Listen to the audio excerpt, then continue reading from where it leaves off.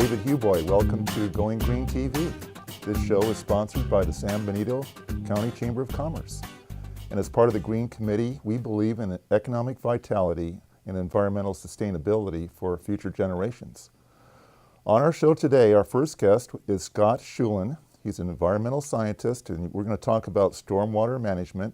And then our second segment, we'll have Keith Severson. We'll talk about the new advancement in the green building codes and product development. So welcome to our show, Scott. Thanks. Yeah, nice to have I you. just want to say thank you for having me on the show. I'm a big fan and look forward to discussing California's stormwater construction general permit today. Great. It's nice to have another fan for the show. I know you're a UC Davis grad, right? Mm-hmm. Yeah, I actually studied a combination of environmental policy and community development at UC Davis and made my own major to kind of focus in specifically, was interested in the environmental review process. And there wasn't really a specific major for that at Davis, so I made my own, and after graduating started working in the environmental consulting field. And what happened is started doing environmental review for stormwater projects or development projects, and then ended up changing the focus to stormwater, due to the recession and having development projects sort of kind of be on hold, and kind of got into construction stormwater compliance specifically. Okay, it's interesting that how you made your own major in that process. We'll talk about we call the permit that comes from, I guess it originates from the Federal Clean Water Act? That's correct, yeah. There's a Federal Clean Water Act that sets minimum standards for stormwater and other types of water quality, and that includes construction-related stormwater quality. And the Federal Clean Water Act allows states to pass more specific standards, and so California has their state water board has created what's called the Construction General Permit for stormwater compliance, and I'm going to go over that permit a little bit, and I'll be calling it the permit on the show. Okay, and it's from 2010, I understand. That's correct. Yeah, there was updated in 2009 and then became effective in 2010, the current permit. So let's begin by, I guess, defining the type of construction project. You have your general construction and linear utility projects. So perhaps you can explain what those projects are.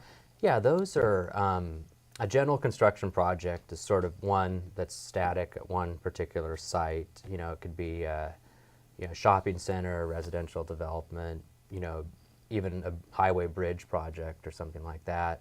A linear project would be one that's working on a corridor, so either a pipeline or a transmission line, and those are defined differently in the permit. Okay, and then there's the associated risk level. Yes, that's correct. The risk level, what that is that calculates, it's based on the receiving water risk, so that's the runoff from the site. If it runs off into a water that's for fish spawning or migration, or also waters that are classified as having impaired issues and stuff like that, those are higher risk, and then lower risk waters are just everything else. And then there's also sediment risk, which is has to do with the site slopes, the types of soils at the site, and the construction schedule, and all that's sort of used to create risk level 1, 2, or 3, with 3 being the most stringent. Okay, now let's talk about what occurs during construction. It begins with these construction projects that are subject, acre and a little over an acre, are subject to what's called a SWPPP plan, Stormwater Prevention Plan. Yeah, it's a stormwater pollution prevention plan. And so what happens is that when you initially file the project with the water board, you file what's called a notice of intent, and that includes that stormwater pollution prevention plan, which I'll describe in a couple minutes. And then also, establishes the party that's responsible for the site, other parties that might be involved, say like the construction contractor or an environmental science consultant such as myself. Who's legally responsible? Well, the legally responsible party is probably the owner or the developer. But then there's other assigned parties that might do the construction inspections, and they're all included in that initial, notice of intent. It also, it also talks about the schedule, has like the site location and maps. And then once that's filed and the state water board issues like an ID number, you can start working on your project. Okay. Now, when you start working on the project, what is your role in that process? You do testing and... Well, I wanted to talk more about the SWPPP as okay, sure. the kind of basis of what the SWPPP does is Stormwater Pollution Prevention Plan. What that does is that outlines the testing and the inspections and everything else that's done in the site. And that's driven by the risk level of the site.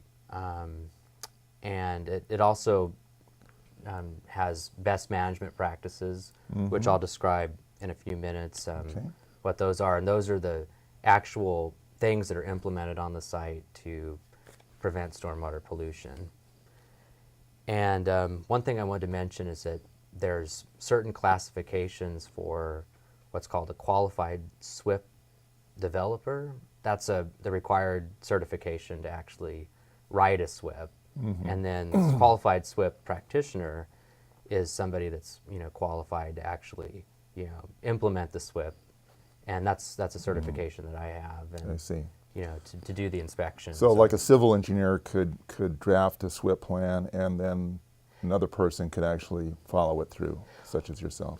Well, that civil engineer would have to have a qualified SWPPP developer certification, which a civil engineer can get. Right. And then a qualified SWPPP practitioner, they can either implement the plan themselves, or the permit also gives people the authority, that qualified SWPPP practitioner, the authority to actually train people to do the inspections. Okay. And so I did want to... You want to talk about best management practices, what those are? Okay. Yeah. There's two types of best management practices. There's what you would call general best management practices. And so that's things like, making sure your equipment doesn't leak, cleaning up, spills, things like that. Also covering your material stockpiles, keeping sure that your porta potties and your petroleum storage products have adequate secondary containment, so that if they leak, there's not, doesn't enter, potentially enter a stormwater discharge. And then you have more site-specific best management practices. And what those are is that's like, if you cut into a slope, you've got to cover the slope with an erosion control blanket. Or, your site has some storm drains on it, or there's some adjacent to it. You'd want to protect those so that sediment or other things don't enter the drains. And so those are some examples of what might be done to best management practices. And then the primary thing with the permit is it requires certain inspections, and primarily those are inspections by either the QSP, or if the QSP authorizes another person and trains them to do it, to verify that those BMPs are actually being maintained and that they're effective.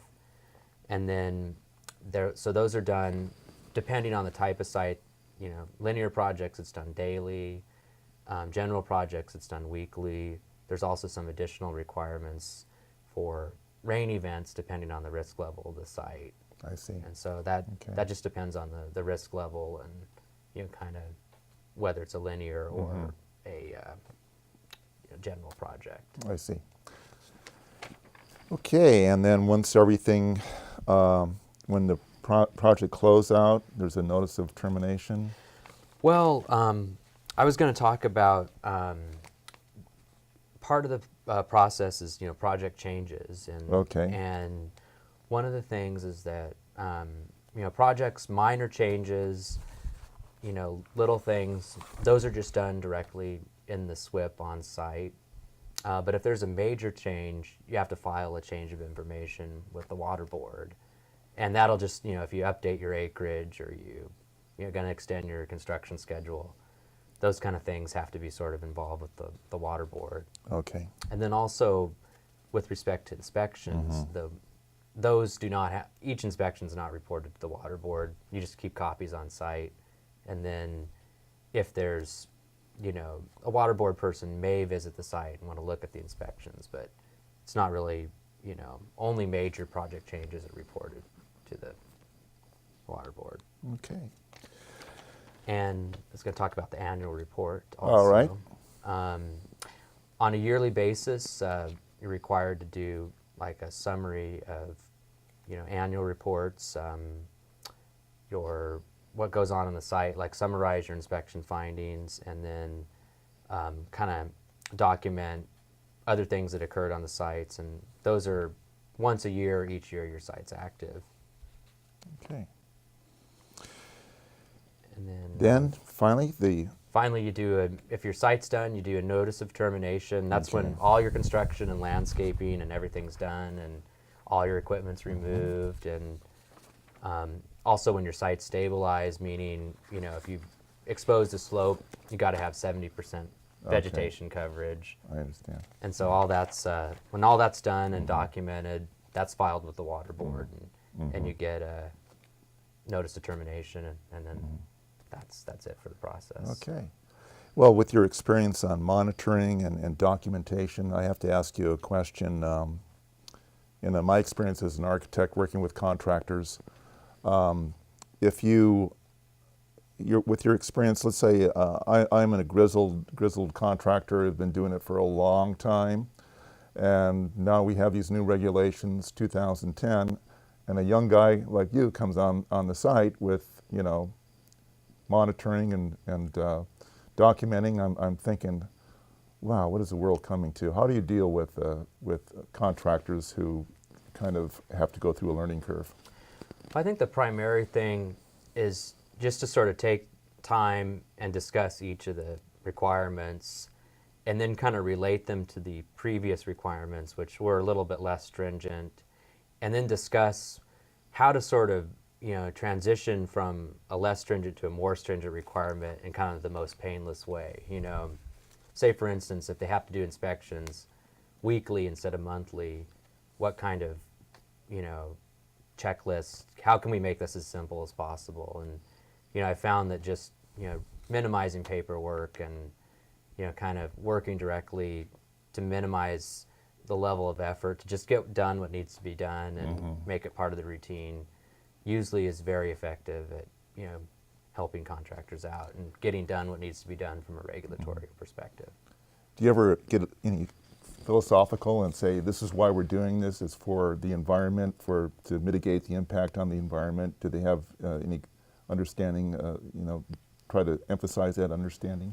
Does that help at all? What I try and do is sort of explain that a big thing that needs to be explained often is the role that sediment, so that's the earthen particles that come from exposed slopes or other types of bare ground, when those get into the waterway, they tend to silt up the water, which has an adverse effect on fish spawning and things of that nature, depending on the water body.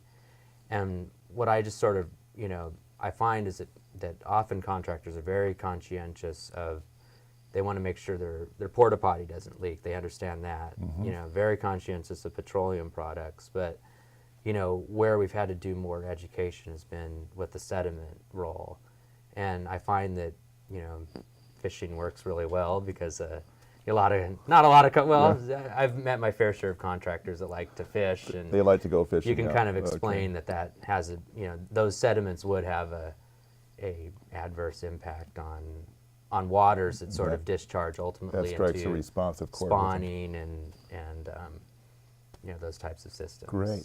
Hey, well, I want to thank you for coming on the show today, Scott. And I think on our next, you can see on the screen there, if people want to talk to you about environmental science, they can contact you with the message on the screen. Yeah, I've got an email and also a LinkedIn account Okay. for further information. Hey, best of luck, and we'll get you back sometime in the future. We'll talk about some I of your look forward projects. to it, and Okay. thanks again for having me on the show. You're welcome.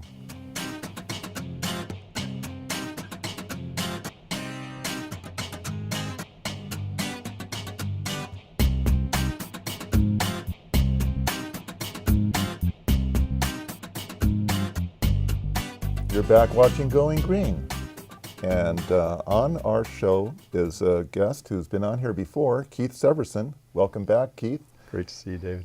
Great. Thanks and for being here. You're welcome. And Keith, are you a fan too of the show? I am a fan. Okay. Yeah, Hey, we yeah. got three. All A right. multitude of fans out there, David. Okay. And Keith is a marketing communications manager for Granite Rock. He's also a certified green building professional and a Yes. lead AP. I am a lead AP. Right. Yeah. Well, you know, in 2013, we got the new Cal Green Code, Mm-hmm. and I just want to, before we get into what were the product category rules that we're going to talk right. about, is there have been some changes on Cal Green, There have. and one of the changes that I noticed that kind of strikes me is that before it was just pertaining to new residential construction. Now it also pertains to additions, right? Right. Additions, all high-rise, all low-rise, and all hotel motel buildings as well. And just as a refresher, Cal Green, this is called Cal Green 2013. It actually became effective on 1/1/14, so the dates are just okay. a little behind. I see. And if you also recall, the Cal Green Code is Title 24, Chapter 11 in the California State Building Code. And so it is the California State Building Code, Cal Green. Yeah. As you mentioned, and much to everybody's pleasure, I think, water conservation is one of the revisions. They didn't revise a lot in 2014, but they did add some stricter regulations in water conservation, particularly internal water conservation. Right. Well, now that we're still in the drought, I know one of the one of the measures is that if, let's say, you're doing an addition, they focus on the addition, but the homeowner might have to change out some of their water fixtures to. And it makes Water good saving sense. You know, fixtures. water is just an absolutely critical issue for us now, as we know in the current drought situation. But also, just a good green building basic is to really have great water systems throughout the built environment. Interior, exterior, reduce the amount of water that we're using, try to keep the water cycle intact. So capture things that are going to fall on a roof, capture things that are going to fall onto a paved surface, so use pervious paving surfaces, those kind of things that really can help us Great, yeah. conserve water. Right, keep our water tables going. You bet. Let's, you know, before on the show, I've talked about what's called embodied energy, and really that involves, you look at a building product, the amount of energy that went into the manufacturing of that product, and Correct. and the energy that went to transport that Transport that product to the construction site. And what's going to happen with that product after it's done, how much recycled content we can get into those products. And so I think that really is the next wave of green building.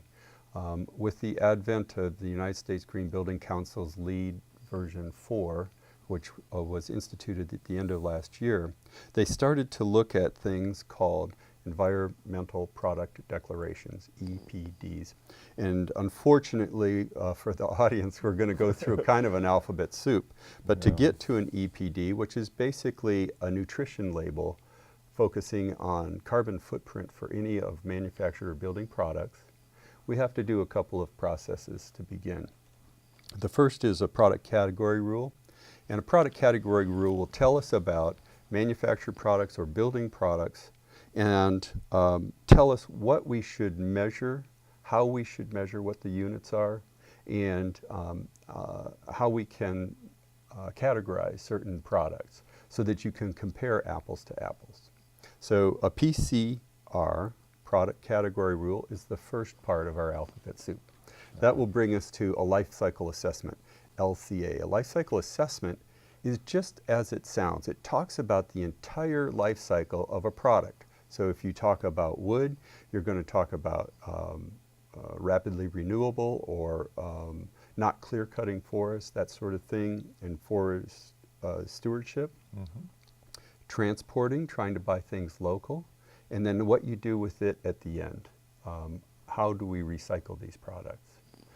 I, of course, want to talk about concrete because I think that's the best building material, but we can get to that in just a little bit. Okay. So we do a life cycle assessment, and that's going to talk about raw materials, where they're harvested, how it's manufactured, how we can reuse or include recycled content, and then it takes into account those key green concepts: land use, water use, resource use, and fossil fuels, of course, as you said, transport. Right. So it harkens back to a key thing about green building, and that is use local materials. Much as we know about localvores, people that eat something local, so too great green builders will use as many local materials as they can. You get points, they're called regional materials. But then look at the life cycle assessment too. What's going to happen to this building after you and I are gone and somebody wants to tear it down and recycle it? Right. So you'll hear cradle to cradle or cradle to grave life cycle assessment. And finally, after those two processes, we can create an environmental product declaration or an EPD. Right. So everybody think about your milk carton or think about your food containers, and you know that they've got those labels on them. Same thing. It's going to look very similar. It's a white deal with a lot of black lines on it, and it's got a carbon footprint for that product. Great. And that allows professionals such as yourself, green building professionals, architects, contractors, designers, to understand or make good decisions, good green building decisions about what we're going to build with. And again, I'll take it back to concrete and say that if you're using local aggregate, and if you're using a local cement source, and you're including a lot of recycled content like fly ash or slag, then you will build with a product that is a relatively low in carbon footprint from cradle to cradle. Totally recyclable when it's done, got great thermal mass for reducing energy inefficiencies. Great. You know, in the past, we had a guest who was saying, you know, you got to be wary about all these green, so-called quote-unquote green products. Yes. Some of them have validity and some of them don't. So is this a way to actually establish the validity of a green building product? You got it. And You so got it. it's third-party verification. That makes us all rest easy and feel like we're comparing apples to apples or product to product with, without somebody kind of having any skin in the game. And so that is really what is great about the next step of green building. I think it's really great that the LEED evaluation system is actually now including this embodied energy Correct. aspect of when they rate buildings of the actual building materials and the validity of so-called green sustainable materials. Yeah, and so you can get points, you get additional points for having products that have an EPD, and you're able to determine what the carbon footprint of that material is. You know, there are some things about you, and you have to make good quality decisions when you're building green. So you can get a point for a renewable resource, that is something that regenerates in 10 years or less. And a renewable resource is considered bamboo floors. They're attractive, they're wonderfully useful, but somewhere between the jungles of Southeast Asia and here, the greenness is just gone in my mind. And so I think that anywhere you can use local materials that meet the other criteria, you've got a real leg up because we haven't burned those fossil fuels. I think you'll probably see when we go to the green building trade shows, see more local products there than some of the hardwood from Brazil, for example. You bet. Yeah. Good. Is Granite Rock, are you expanding your portfolio on some of these products? Well, now? we are certainly, we've always been a real leader in fly ash and slag. Some of those recycled contents have always been part of the lexicon for concrete, but now we can actually help people determine how much carbon footprint they are saving by using these materials. We are expanding. There's something fairly new. It's called cold-in-place recycling. Has to do more with roads than buildings, and you're not that interested in roads, but we can actually regrind, recycle, and replace roads right in one fell swoop. Cold-in-place recycling. And so you don't have to transport all the material. You get to reuse the material that the municipalities and the taxpayers have already paid for, and you get to resurface your roads so you don't have to hit the potholes on the way home. Oh, great, potholes, yeah. That's a whole nother segment. We'll do it. You on don't want to another get into episode. potholes, right? Okay. But I guess that this material then you use for surfacing roads does have a good LCA. It really does. You Right? bet. Yeah. Yeah. So, And you can add. We can put recycled content into asphalt as well, and it's very, very forgiving. Okay. So if I can summarize, let's say I'm a manufacturer and I say, "Wow, this green building trend is really catching on." You know, I want get some I want to traction. manufacture something that they're going to use in the construction industry. The first step is is to go through what's called the PCR, product category rules, that defines the methodology. Yep. Tells us what for to the measure. testing, and then the life LCA, the life cycle assessment, which analyzes the data. Correct. And then eventually, ideally, you're going to get an EPD, which is an environmental product declaration that is certified by a third party. You Got it. And so hopefully that will work for folks out there that are in the green building professions or in the building professions, and they'll be able to use that EPD very effectively. So when you get to make a choice between one building material and another when you're designing a new house, a new building, you will be able to get points for that. And then we really know if this building is sustainable or not. Yes, You know, we a lot of will. it's based on what it's made out of. You got it. Hey, you know, well, Keith, I really want to thank you for coming back on our show always a today. pleasure to be here. It's always a pleasure to have you on. You're so knowledgeable about the building products and what's going on with LEED and the Cal Green, and we'll get you back on. Let's talk about roads next time. We'll talk about roads and potholes. Yeah, all right. Right. Good. And for the viewers, you know, if you want to get a hold of Keith, this contact information will be displayed. You bet. We'll get you on next time. And graniterock.com is real easy. Get a lot of information from that. And I have the contacts at graniterock.com too, if you forget everything else. It's pretty Great. easy. Great. I hope to see you soon. Look forward to it. Okay, great. Thanks.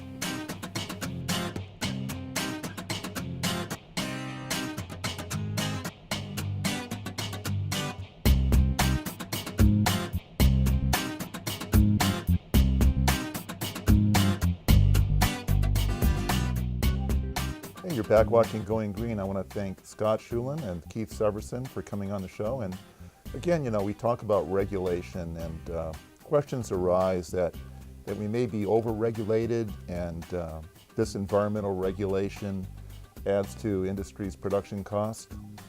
But difficulties arise, however, in performing a cost-benefit analysis when the value of a healthy ecosystem nor the value of a clean air or clean water or species diversity are not easily quantified.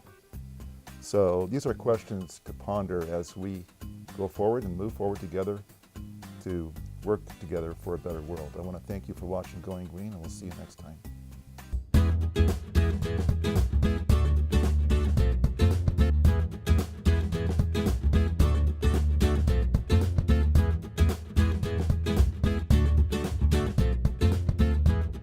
Thank you for watching CMAP. Channel 17, 18, 19, and 20.